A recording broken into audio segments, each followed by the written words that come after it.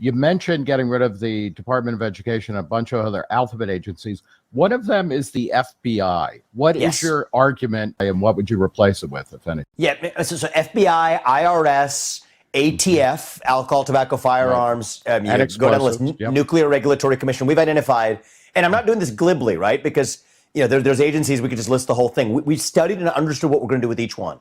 The Department of Education should have never existed in the first place. We're shutting that down. Right. The FBI, look, as long as you're going to have federal laws, you need a federal law enforcement apparatus. But that's in a different category, as is the IRS. As long as you have taxes, which I'm not a big fan of, but as long as you have taxes, you need somebody to collect them, so be it. The problem there is slightly different. You have a cultural corruption of those institutions that runs so deep that I believe it will be impossible to reform, top down or any other way. It's part of the rot of the beast. It is the Leviathan itself is ossified. And so I think there the only right answer is you shut it down and then you built something skeletal from scratch to take its place that actually respects the Constitution rather than viewing it as an inconvenience. And it's the same FBI that corruptly denied Martin Luther King Jr. in this country a concealed carry permit that now politicizes in other directions. So if you look at the area under the curve over the last 60 years, this would actually be a bipartisan consensus. It's just that Republicans and Democrats would have supported it at different times. So I'm getting a job done that we should have gotten done 60 years ago. It's literally still the J. Edgar Hoover building in Washington, D.C. that those employees walk into. It's J. Edgar Hoover's FBI, even though the guy's long gone.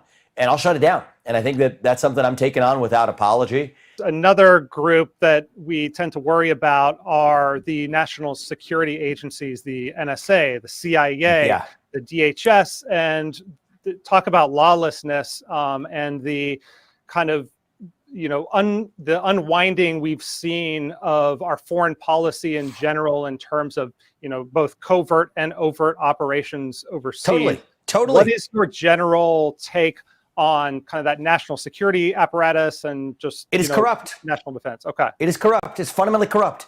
So I'm actually looking to you get rid of the Pentagon too? You build that from scratch? Or what do you do? I'm not going to be glib. I mean, I've studied the agencies that we've already identified to shut down, and I mean it when I say we will shut them down, and the ones we'll rebuild and the ones we won't.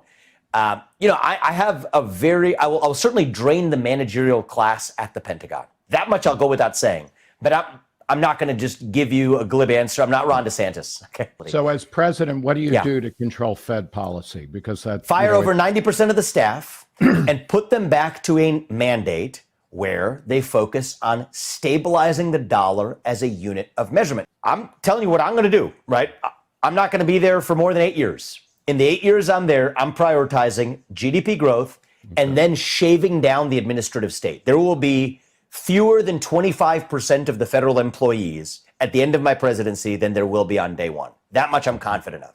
That paves the way for the next guy to then actually take aim at much of what that federal bureaucracy perpetuates. Now, in a second term, maybe we return to that, but I'm being very clear about what I think there will be broad consensus to get done. And here's why I'm focused on where I am too. I don't like to make false promises. Why do I make false promises? Everything I've told you, or almost everything I've told you, can be done by who would have ever thought, the office that I'm running for, the U.S. president, without asking Congress for permission. Reform of the administrative state, shutting down government agencies, reform of the Federal Reserve, all this, rescinding the executive order that created affirmative action in America. Right. Draw a common thread through that. The things I'm telling you I'm going to do, I know I can tell you I'll do them because I can do them without asking Congress for permission.